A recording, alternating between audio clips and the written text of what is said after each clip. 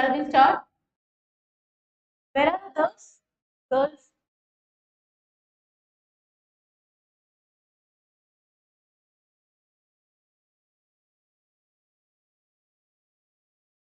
So, can anyone from the girls session, can you please tell me what are things discussed in the morning session? Anyone?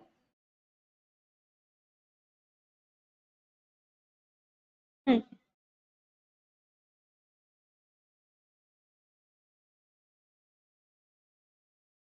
Okay, one point. You guys just. Hmm. What all agreements we discussed?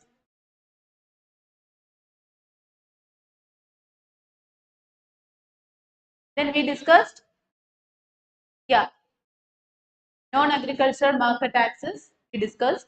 Then, very good.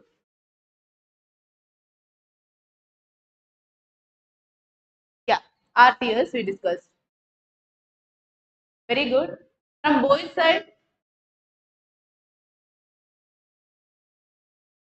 hmm. Hmm. Agreements. What all agreements we discussed? What all agreements? Hmm. Yeah. Then, yeah. What is NAMA? Okay, okay, good, good. So eighth round we discussed. Uruguay round, starting from there. Okay. GUARD, WTO, its objectives, agreements, structure. Don't forget the structure because now we are going to discuss dispute settlement body. So the structure is important. Again, I will explain, don't worry. Then agreements we discussed. Don't forget market access in under this thing, all these things, tarification, tariff reduction, and preferential access through tariff rate quotas. You know what it is. Then domestic support. The green box, amber box, blue box, it all comes under domestic support. What it is, you know, right? Then export subsidies. What is the commitment percentage by developed countries and developing countries? Then we discuss trips. What are the 7 IPs that should be given protection? Then trims that's relating to investment measures we discussed, guards that's what to say, trade and services. Then NAMA we discussed, Swiss formula we discussed. Then we started discussing regional trade agreements. Regional trade agreements, as we discussed, is promoting bilateralism or regionalism. So what is the aim of WTO? It is multilateralism. Okay, we started this thing. So RTA is having two effects. Two effects are there. One is trade creation effect. One is trade diversion effect. So, do you know what is trade creation or trade diversion is? Everyone take a sheet of paper. I will tell you what to do.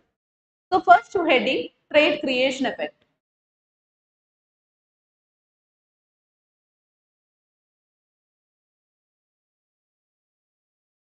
Trade creation effect.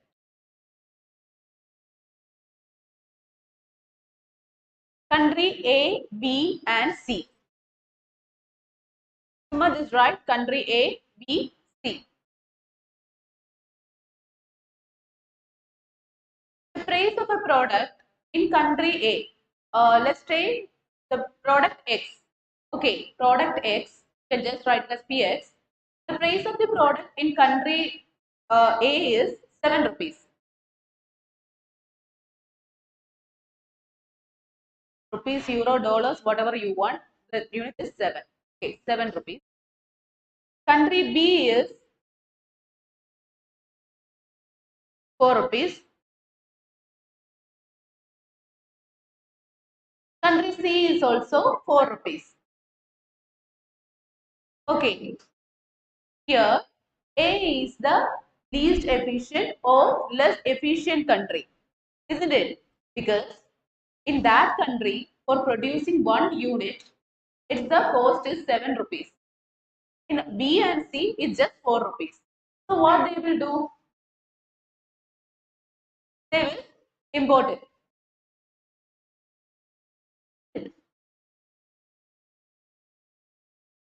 A is the least efficient country. Okay. Here, but the problem with A is that for producing one unit, A needs 7 rupees. Okay.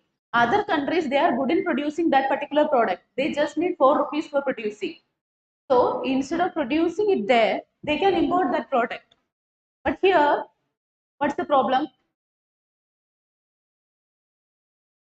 Is the duty. Let's say, for example, the duty is 6 rupees. Okay. So 4 plus 6 is equal to 10. From country B, if it's importing, it's also 10 rupees. Country C, if we are importing, it's also 10 rupees. So what they will do? Rather than importing, they will produce only. So no trade. Okay. This is the first scenario. Then now we are going to see how RTAs are going to help in trade creation. Let's say, for example, here no trade, nothing. There is an agreement between, there is a free trade agreement between A and B. Okay. So now that tax of 6 rupees is not there. So 4 rupees will be there. So what A will do? A will purchase from B. This is trade creation effect of RTA. Understood? Now trade is there. Trade is on. They are going to import from country B.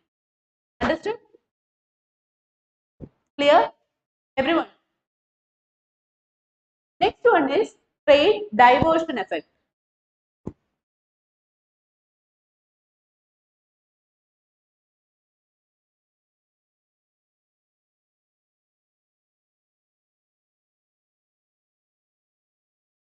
Again, country A, B, and C.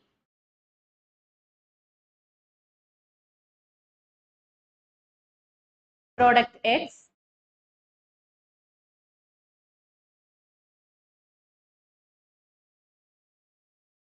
Okay, the price of the product in country A is 10 rupees. Country B is 7 rupees. Country C is 6 rupees. Okay, and the tariff is 2 rupees. Tariff or tax is 2 rupees. 2 rupees, both. Now we are going to discuss what is trade diversion. You already saw what is trade creation, how it's creating trade. Now it's still diversion, how is going to divert the trade. Here, which country is the least efficient one? A, because they need 10 rupees for producing one. Who is like efficient country? C. So if it's a multilateral agreement, if it's an agreement under WTO, same tariff rate will be applicable. So 6 plus 2 is equal to 8, 7 plus 2, 9. So what will happen? A will obviously go like buy from or import from C only. But here, just imagine there is a free trade agreement between A and B. At that time, what will happen? The 2 rupee tariff is not there. So from where I will buy? From B. So if there was this agreement was not there, from where they would have bought? From C. So that was the normal one. Now the trade is diverted. Now the trade is between A and B. Understood? Clear? This is trade diversion effect of RTA. Is it clear? You all are sleepy? I know after lunch it's difficult. Please listen.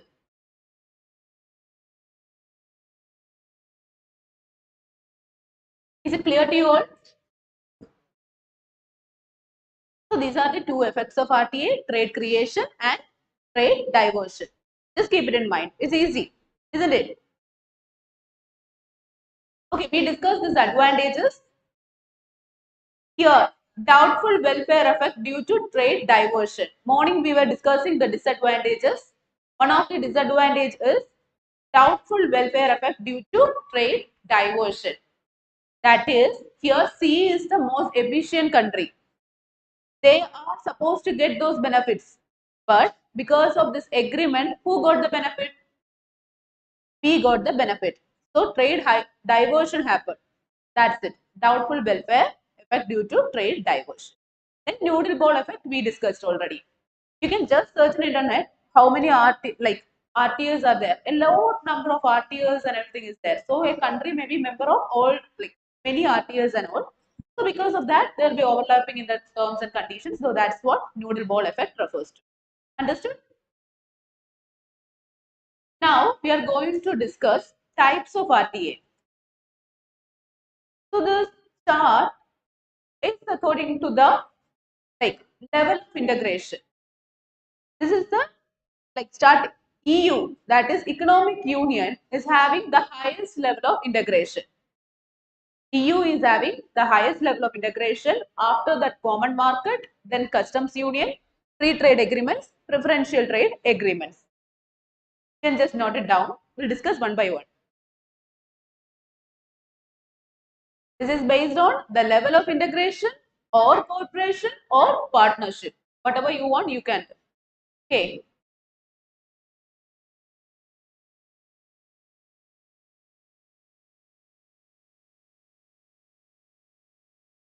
Done.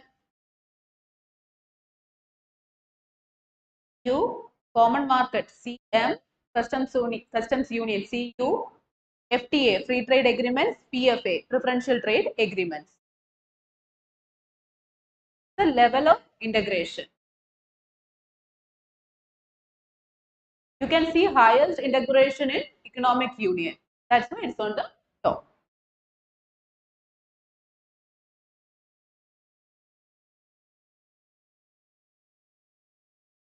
Shall I change the slide?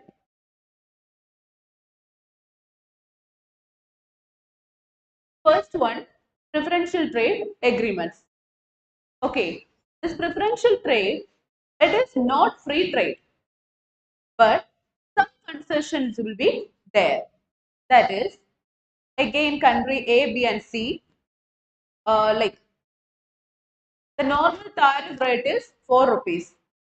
Maybe because of some like concessional rate, A is giving some concessional rate to B, the tariff from B is just 2 rupees.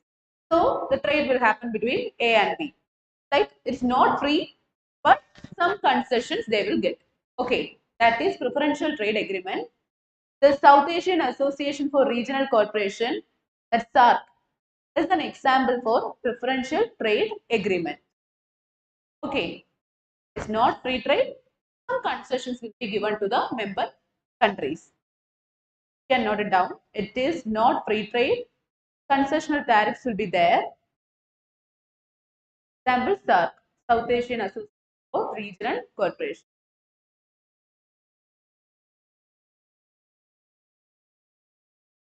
The next one is free trade agreements. No tariff for member countries. Okay, ASEAN. ASEAN is the example for that one. No tariff, even if it's like no tariff, it's not, don't think it's fully free or some negligible amount will be there. Okay, something related to that. Okay, just now for now, just keep it in mind, no tariffs will be there. Example is ASEAN. ASEAN was established on 8th August 1967 in Bangkok, Thailand, with the signing of ASEAN Declaration, that is Banking Declaration by the founding fathers of ASEAN, that is Indonesia, Malaysia, Philippines, Singapore and Thailand. Like I have seen questions in your question paper relating to ASEAN. So keep it in mind, ASEAN is a free trade agreement. I think 3 more questions, the first part.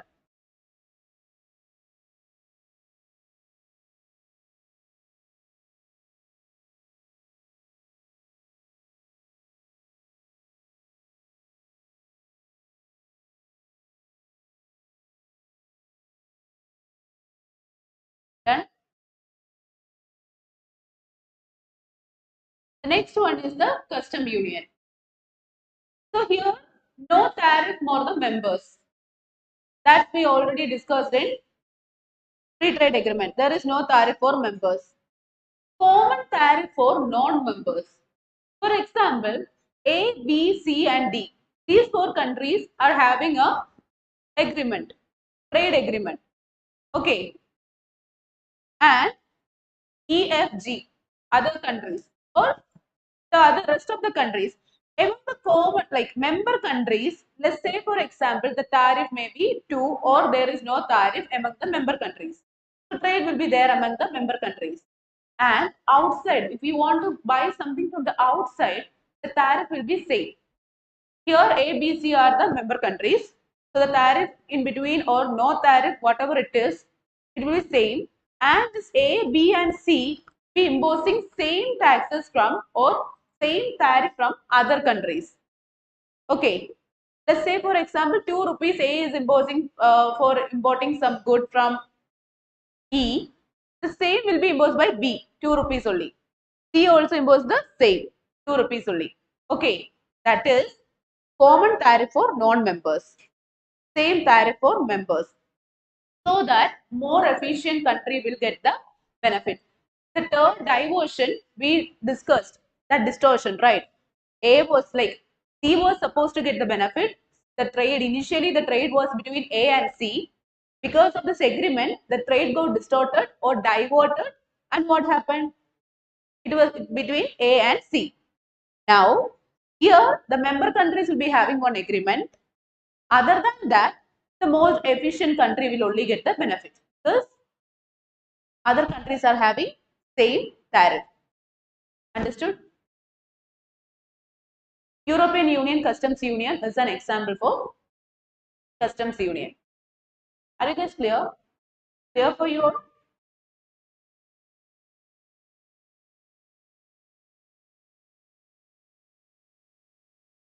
The next one is the common market.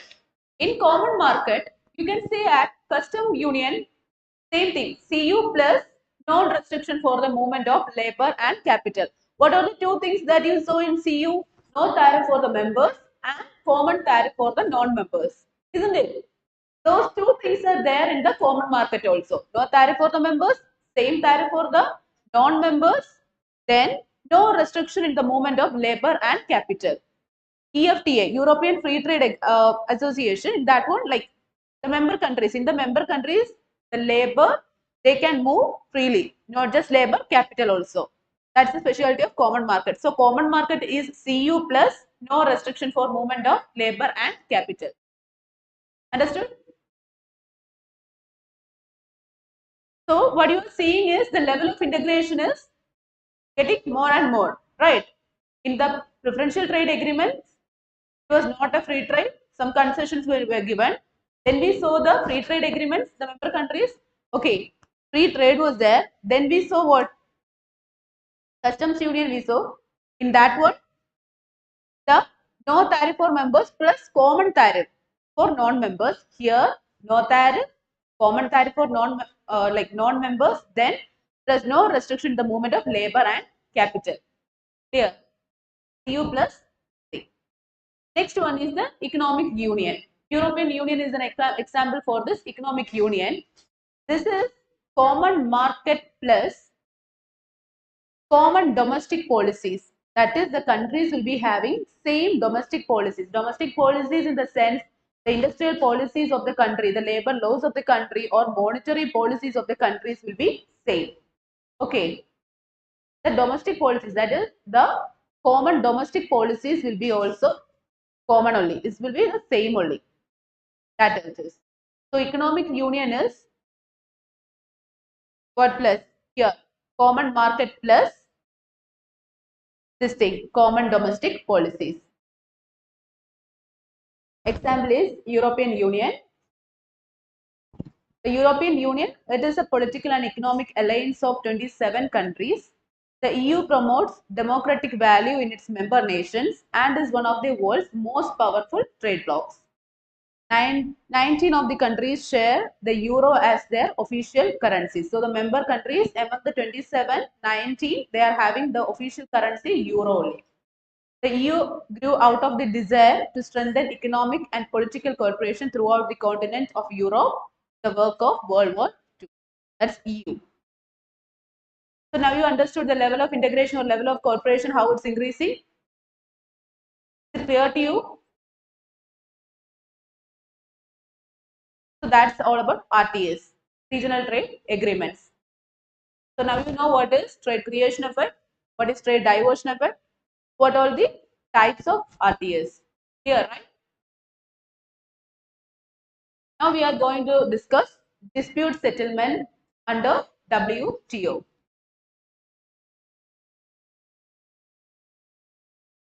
So this is the chart. Don't get tense. This is a chart which is given in the WTO website. Okay, before getting into that one, which textbook you guys are referring for international trade law?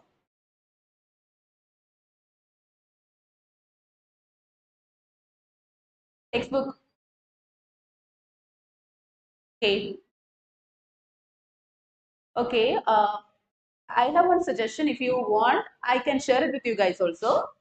The text that I studied for my PG, very simple in the sense everything will be there. Okay. Starting WTO, everything will be there. And like after the chapter, there will be summary given. You can just read the summary and you will get a clear-cut idea about the chapter. It is Peter Van Bosch. Uh, I will give you the like. I'm having the soft copy of that book with me. I will share it. Okay, give me your mail ID. I will share.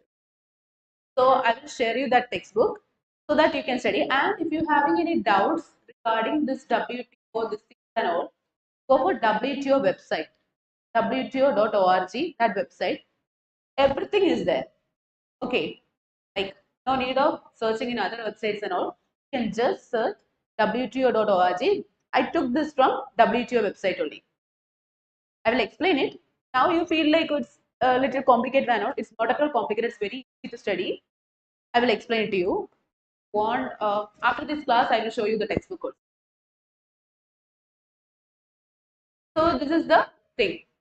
So when a dispute will arise, okay, I'm not asking about WTO. In common thing, I'm asking generally when a dispute will arise.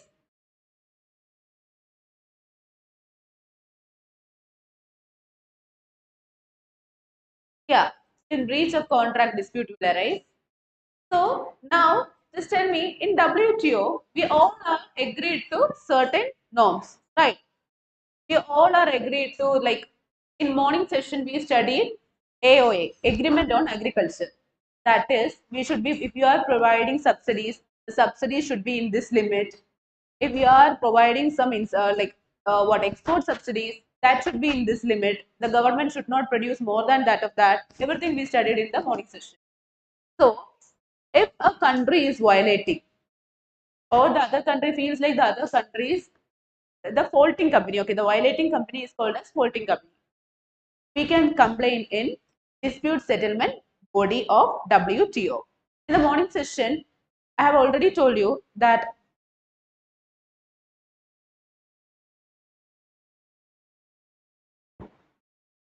yeah, the structure of WTO and the ministerial conference is there after the General Council.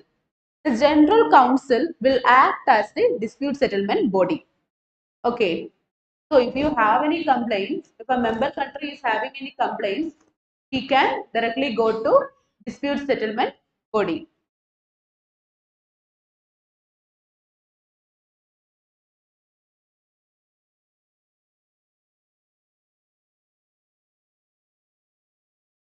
Okay, he can directly go to the dispute settlement body. What they will do first, they will refer it for consultation or mediation. Okay, guys are talking. I will ask you questions. Just half an hour more. Please listen. Okay, what they will do is it's an important question for your examination. I have seen this question in your question paper. Listen, the last unit of your syllabus. Okay, dispute settlement.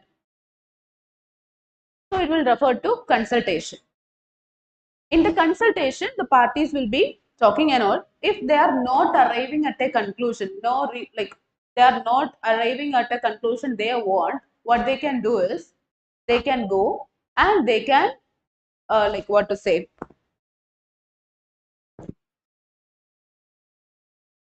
They can tell to the dispute settlement board that they need a panel. They have to request, okay, for a panel. Then a panel will be created. They will hear the both sides.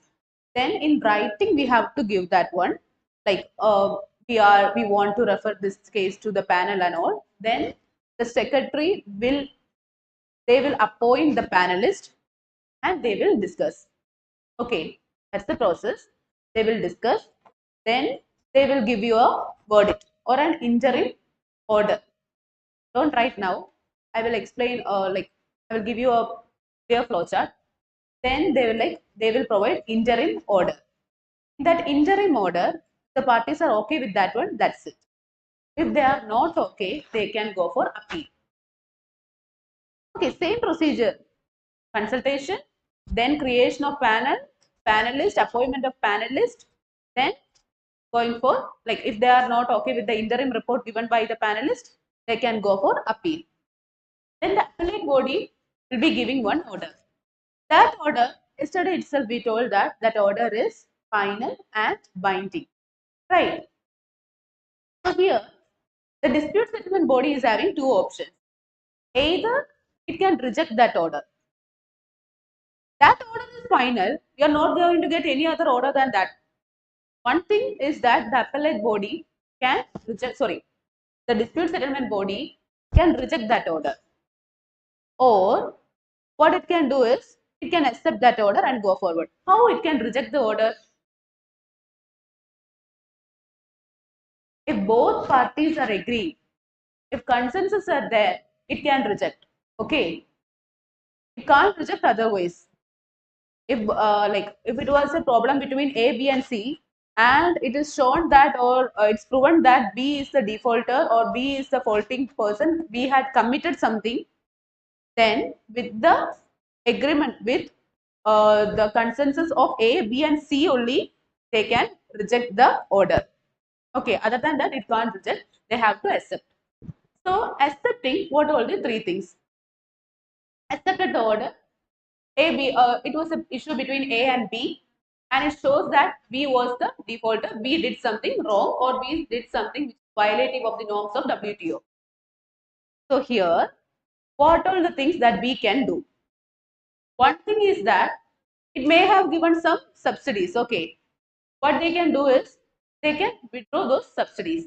Now onwards, we are not going to give subsidies. Second thing is that keep giving the subsidies, thus compensate the country A, or the countries that are getting injured by the action of country A. One thing is keep giving subsidies. Second one, sorry, one thing is stop giving subsidies. Second one is keep giving subsidies plus compensate the other country. And the third one is what? Keep giving the subsidies, not compensating the country, not compensating the complainant country. Then what is the remedy which is available to the complainant country?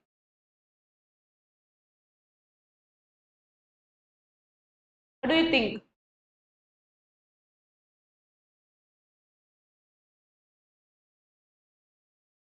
With the permission of WTO itself, the complainant country can also do the same what the faulting company did to them. Okay, they may have given export subsidies, they may have given domestic support to their industries, they may have like tarification in whatever sense, they may have done something, right? That's because they are, that's why they are now defaulting or faulting country. So country A can do whatever things country B did to them. They can also give the exporting subsidies. They can, with the permission of WTO, they can do that one. Okay, these are the three, not remedies, these are the three after effects of the order. Clear? Now we'll go in, now we'll discuss it in detailed manner. So these are the stages in settlement of a trade dispute.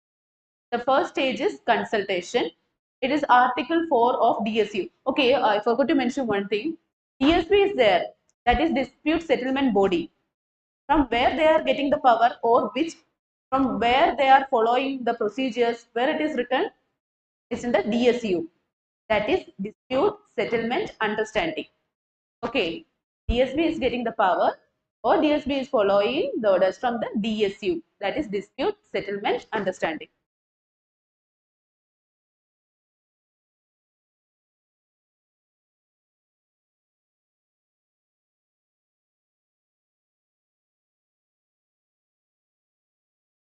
So the first one is consultations, Article 4 of DSU. Don't forget these steps, very important.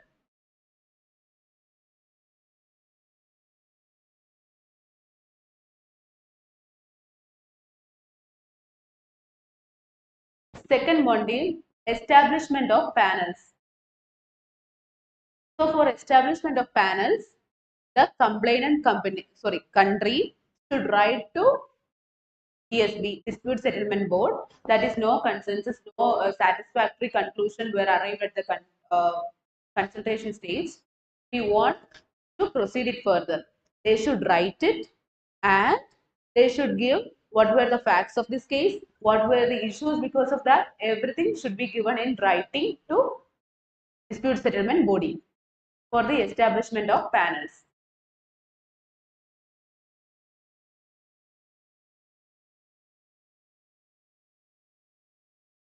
Next one is stage 3 is selection of panelists.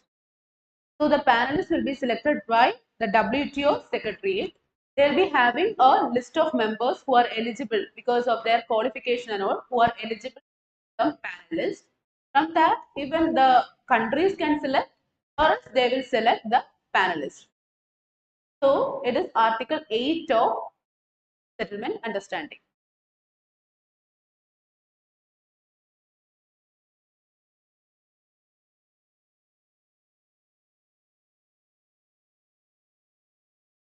So after the selection of panelists, what's the procedure of panel?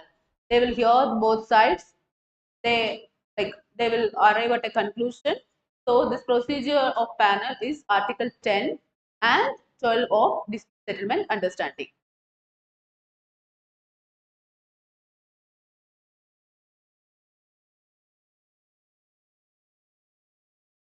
And the fifth stage is interim report.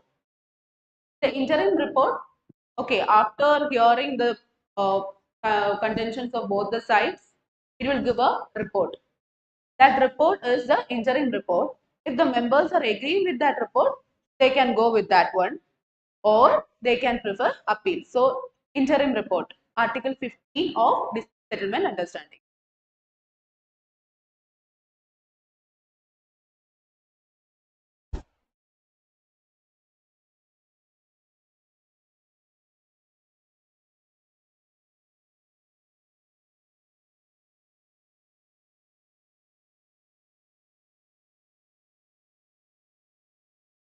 So, here, stage 6 and 7, I mentioned the same thing only.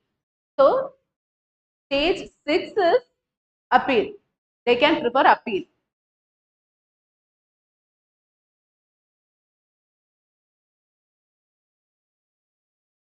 They can prefer appeal to the appellate body, that is stage 6.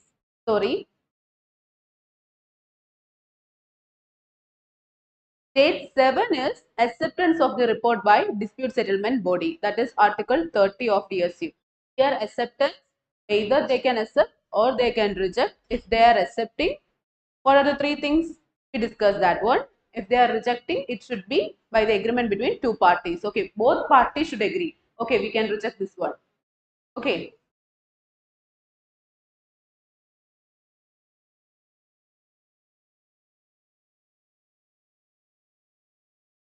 Shall I change the slide? So this is the time framework for dispute settlement. The first one is consultation. The consultation should end within 60 days. Okay, that is a country, they put a complaint before SB, and the first step is consultation, and the period is 60 days. Then establishment of panel and selection of panelists, 45 days. The panel, after hearing everything, should give a report to the parties.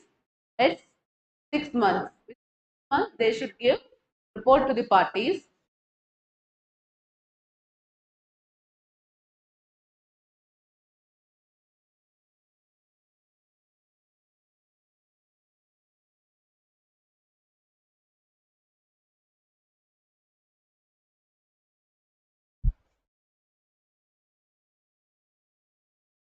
Then, dispute settlement body that adopts the report or rejects the report, it should be within 60 days. That is, total time limit is 1 year. If they are not going for an appeal, total time limit is 1 year. Okay.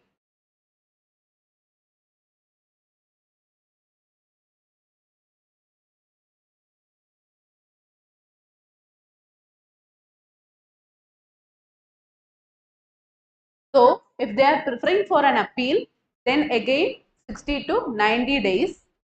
Then the dispute settlement body adopts the appellate body report. It can either adopt, it can either reject or either adopt. So you know that one. So if they're adopting the report, it should be like within 30 days, it should be done. So total time limit is 1 year, 3 months. Here, if satisfactory, as the usual thing, if satisfactory reasons are provided, the period can be extended. Okay. The maximum is 18 months. Now it is 1 year plus 3 months is 15 months, but the maximum is 18 months.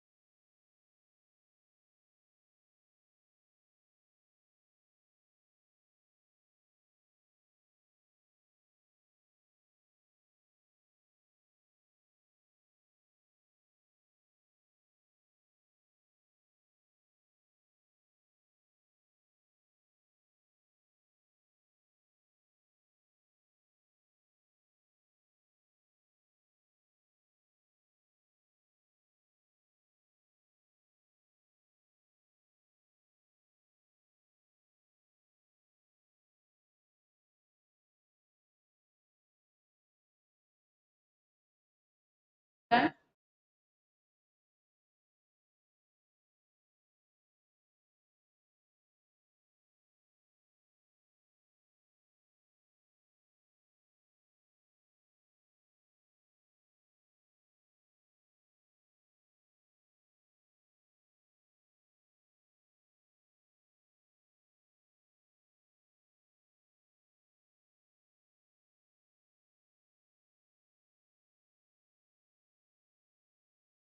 That's done. Now I will show you the textbook.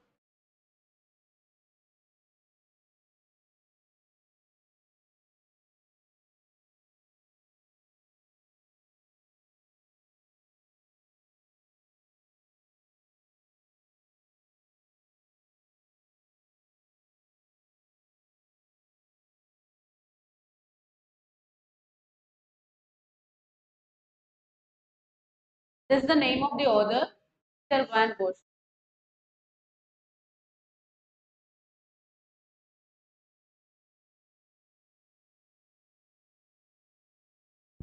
Oh,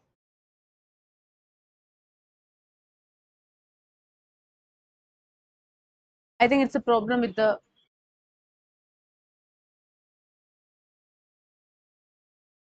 Okay, you write it down.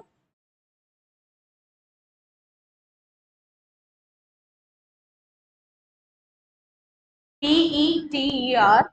Yeah. Peter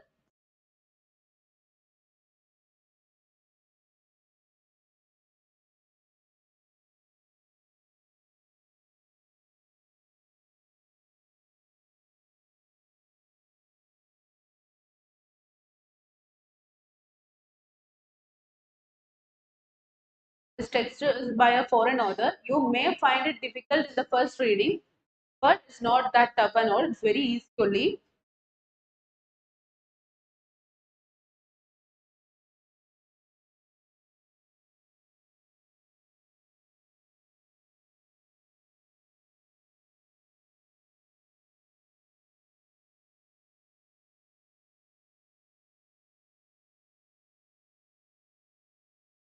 In your question paper, I saw one question regarding liberalization, privatization, globalization. Is there in the first unit? Okay. Here it is. Even if you are having no time for reading the entire thing, you can just go with the chapter summary. You get okay, what's the importance of or what is liberalization, privatization, globalization. You may be knowing that one, but still in the WTO perspective, you can read from this text. Then WTO, everything related to WTO, that is the origin and the institutional structure, how decisions are made in WTO, everything is there. Dispute settlement, as we discussed now. Then principles of non-discrimination. What are the two principles of non-discrimination? We discussed two principles, right?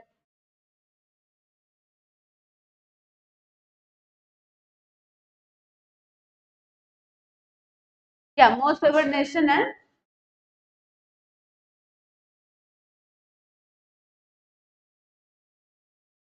hmm,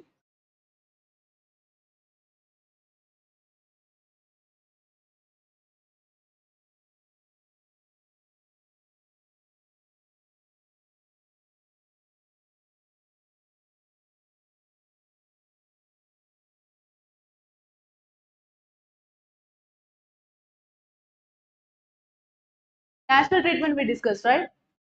That is, once the product comes into our domestic market, should be treated in the same as how we are treating our domestic product. Even like we can't say that we can treat the same, but at least after reaching our domestic market, we should treat it the same. You remember, these are the two principles. Don't forget most favored nation principle and these principle. Okay, this MFN and this non-discriminatory principle. This is there in both GATT and GATS, GATS, and also WTO. Yesterday we just discussed this dumping and anti-dumping. You know what is dumping, right? Yeah, we discussed it yesterday. What it is? Like in our market, the product cost, let's say for example, is 10 rupees, and in some country, China, like you know, right? China is actually dumping its products to all countries. So China, the product is only for 2 rupees, and they are importing. What will happen? It will harm our domestic market because it's a cheap product, isn't it? So that's dumping. So government can take measures against dumping. That is anti-dumping. Anti-dumping duties can be imposed. Is the provisions are there under WTO and government can take measures also.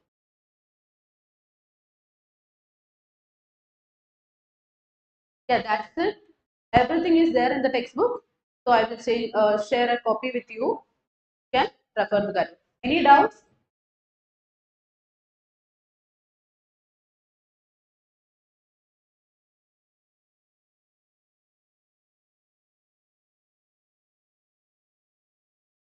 If there is any doubt, you can ask me now.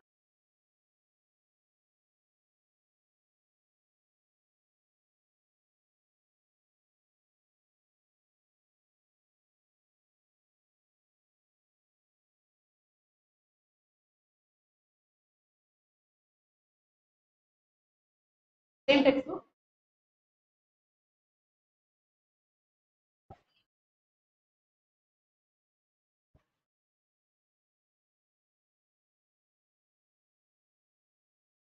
Just tell me.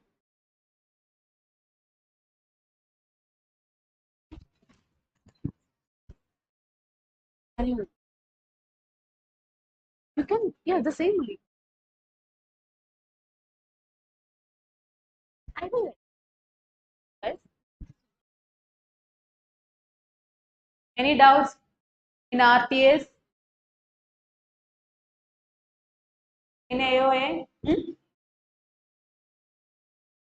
Don't worry, I won't come.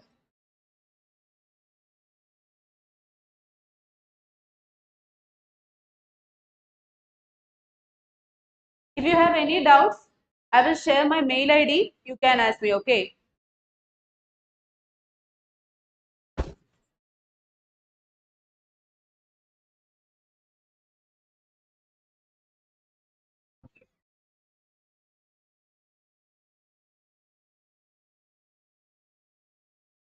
Now, can anyone just summarize what all things we have discussed in this class? Anyone? Then only I can understand how much you guys understood, right? One person from boys session and one person from girls session. Equality, right?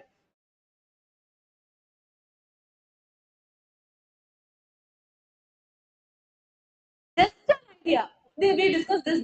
That's it. I'm not asking you about each and everything. Just discuss. That's it. Anyone?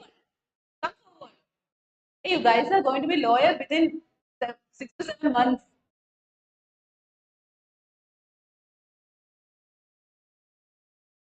Oh, okay.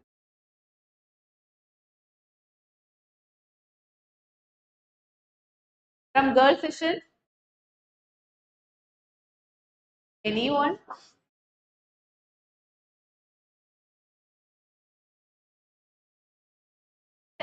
The person? Shall I? Tomorrow I won't come.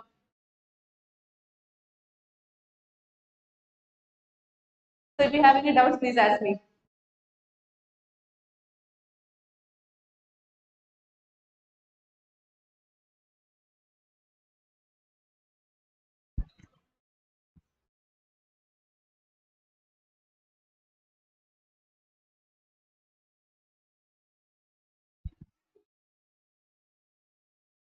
We are done.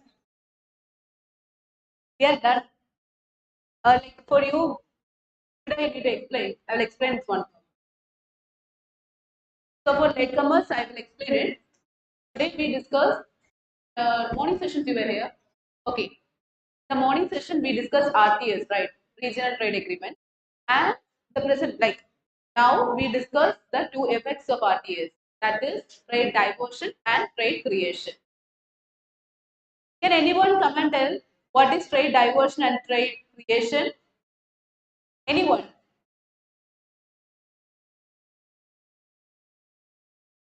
From girls?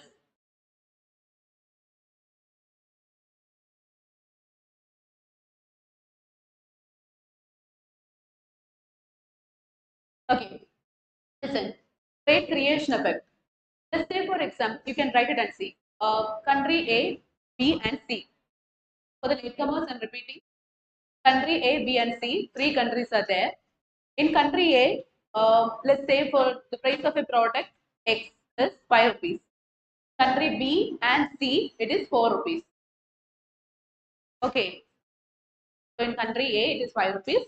So as compared to country B and C, which one is the least efficient country? Country A. Because it needs 5 rupees to produce the same product that they are producing for 4 rupees. So what they will do, they will import from other countries. But here, what's there? Tariffs or taxes or duties. Duties are there. So let's say 2 rupees is the duty. So 4 plus 2, 6. So in country A, it's only 5 rupees. They are importing from country B or C. So rather than importing, what they will do? They will like, okay, no need of, we will only produce.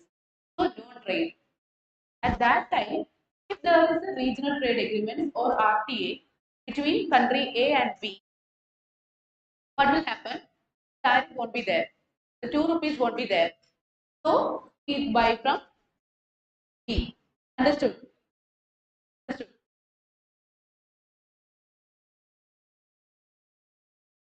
Profit, they can profit from many other things. It's the regional trade. Like for example, the South and all. They will be like a regional trade agreements. They will be like importing your raw materials. They may get like benefits will be there. Other than that, mutual benefits will be there. So here, what's the thing is that if there is an agreement between A and B regarding this import and this tariffs, the similar same benefit country B will also get, right? Understood. So initially there was no trade. Just because of this agreement, trade is created. That is the trade creation effect of WTO. Sorry, RTS. Okay. Second one is trade diversion effect. How it is diverting the same thing you can take country A is 5 rupees for a product, country B 3 rupees, country C 2 rupees. 5 3, 2. Okay. So now, from where country A will buy? From where? C. Because country C is the most efficient country. It's producing for 2 rupees. Let's say the taxes is 5 rupees. Or the tariff or the duty is 5 rupees. So 5 plus 2, 7. 3 plus 5, 3. 5 plus 5, 6, 7. 3 plus 5, 8. Okay. So what will happen here? Now also, this country is in advantageous position.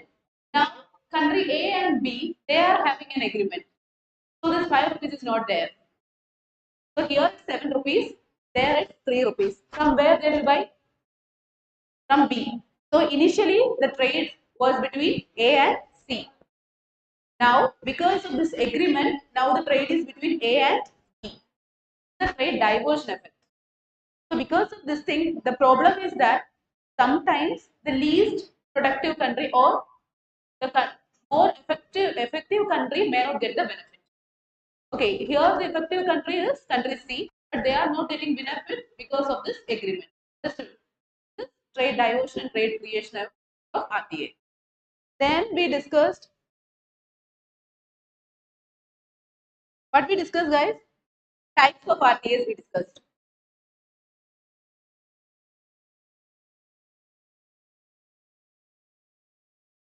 Okay, types of RTAs.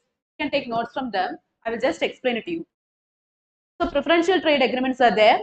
Free trade agreements, customs union, common market, and economic union. So we are arranging, if you are arranging it in the level of integration, the highest level of integration you can see in which one? Economic union. You can see the highest level of integration in economic union, then common market, custom union, free trade, and preferential trade agreements. One by one I will explain. Preferential trade, it is not free trade, but some concessional rates like concessions will be allowed to the members. Okay, this is regional, like now we are discussing regionalism. That is, not all countries are there. Some countries are having agreements. Okay, so this is not a free trade. It is concessional tariffs will be there. Then the example is SAR, South Asian Association for Regional Cooperation is an example of preferential trade agreement. Then we discuss free trade agreements. In free trade agreements, no tariff for the member countries. Okay, member countries need not pay any tariff.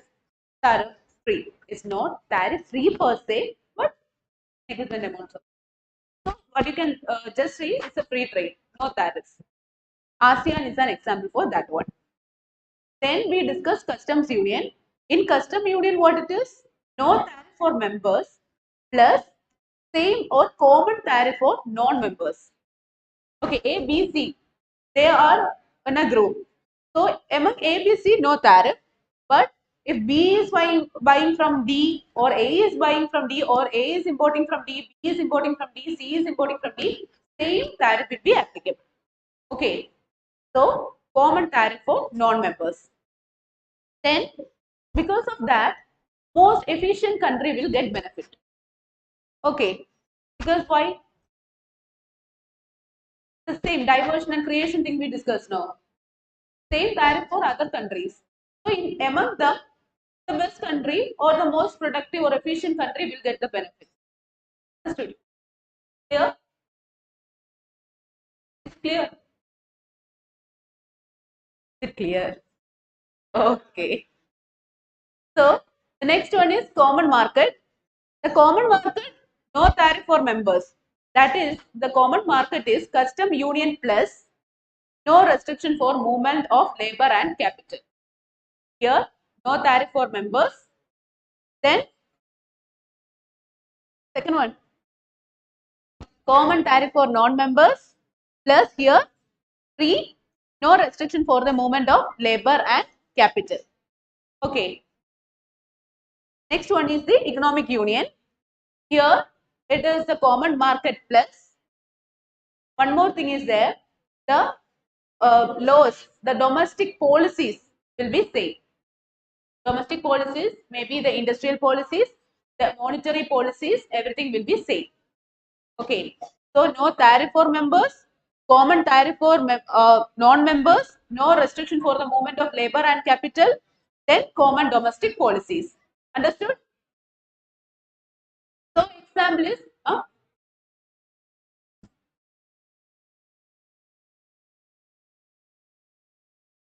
old you guys are? Behaving like school kids?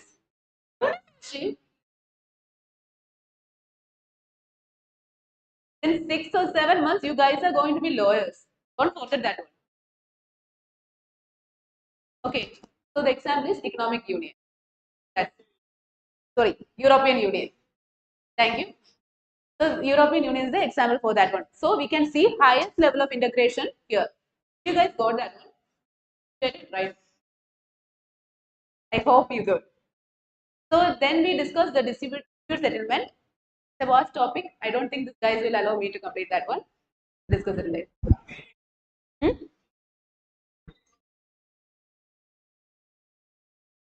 I didn't get you.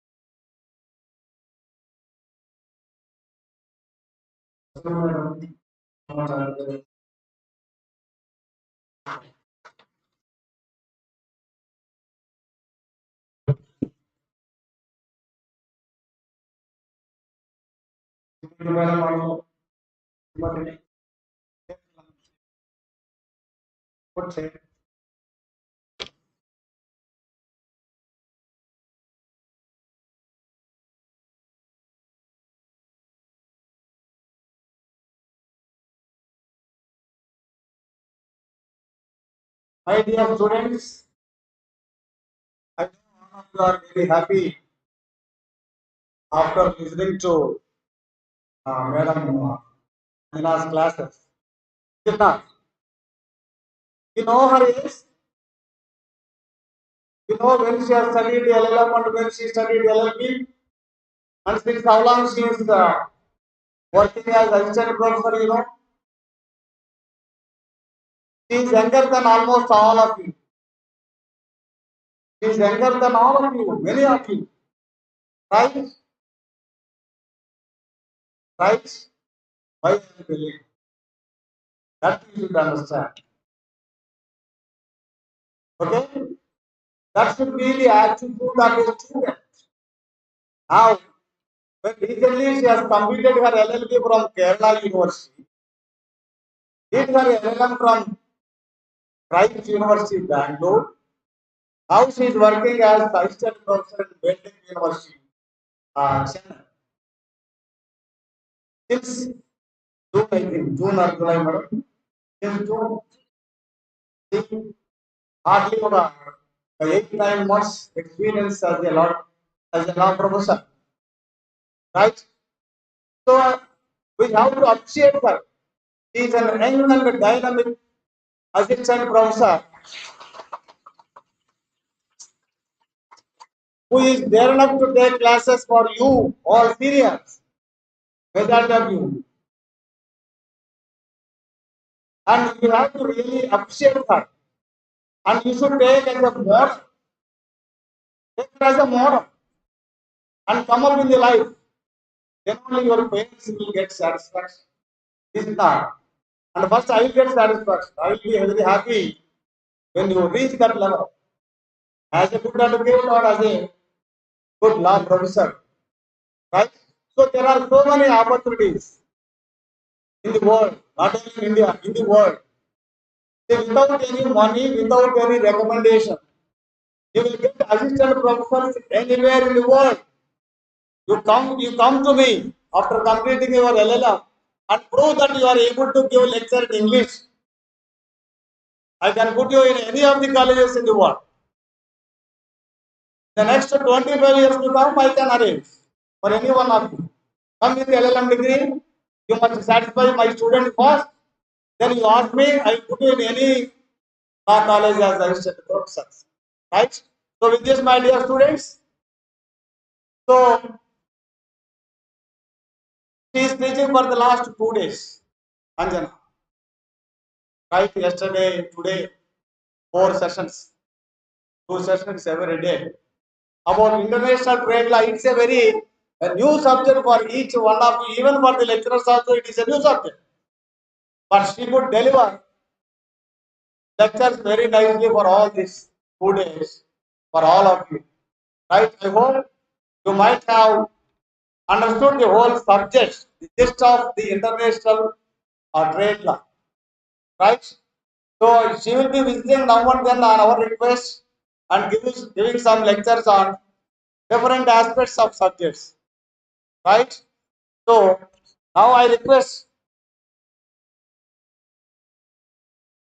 Amrita Madam to uh, propose vote of thanks and also a little felicitation to Madam Anjana. Thank you.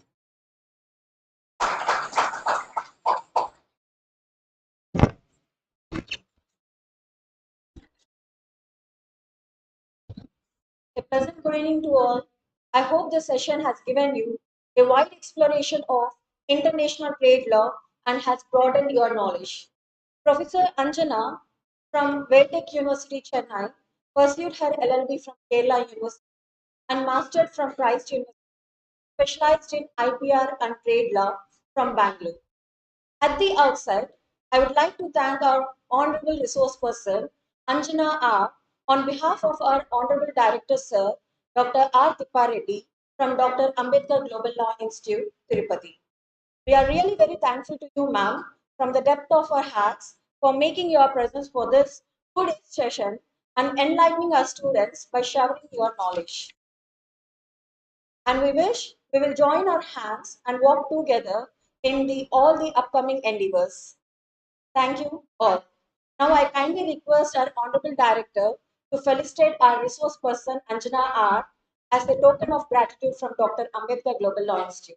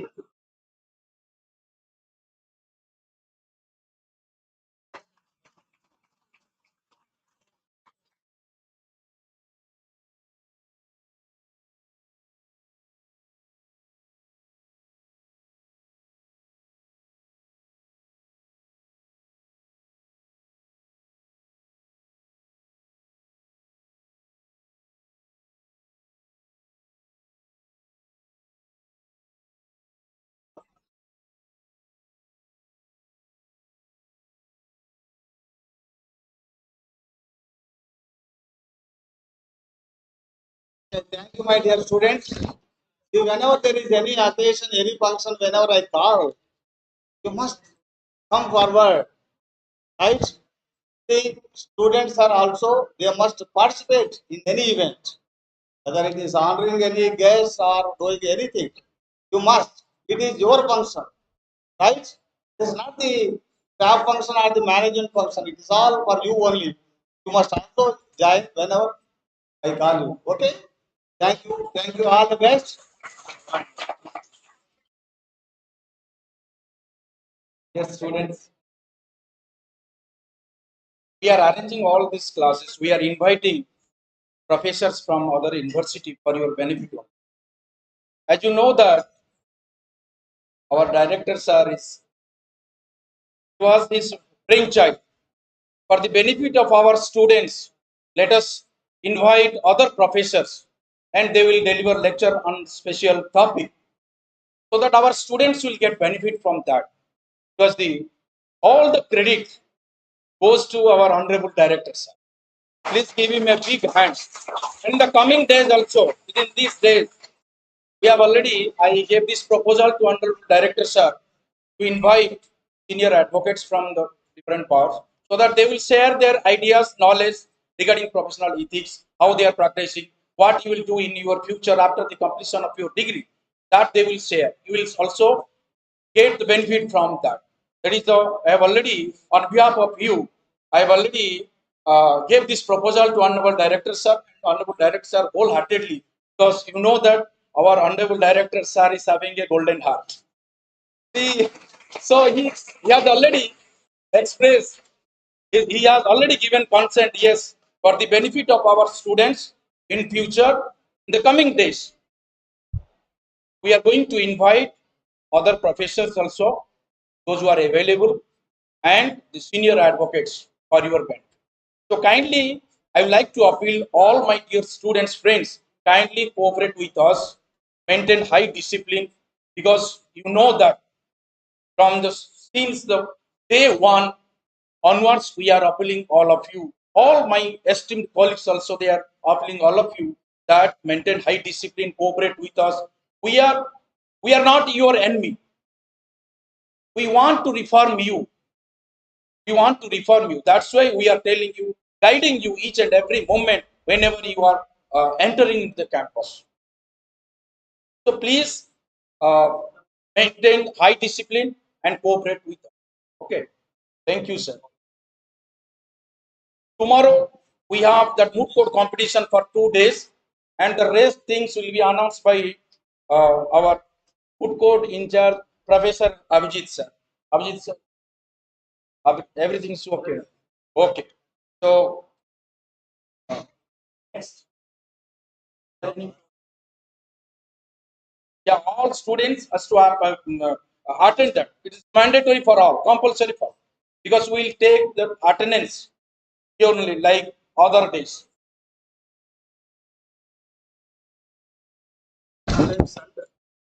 Regarding participants, we have all discussed with them that they will be here by 9:30. So as usual, everybody should reach here by 9:30. We will take your attendance. 9:30, you all have to be here. And participants, we have discussed with them at what time they need to come and all. We have discussed with them. We have a group for that. We will discuss with each other in that group.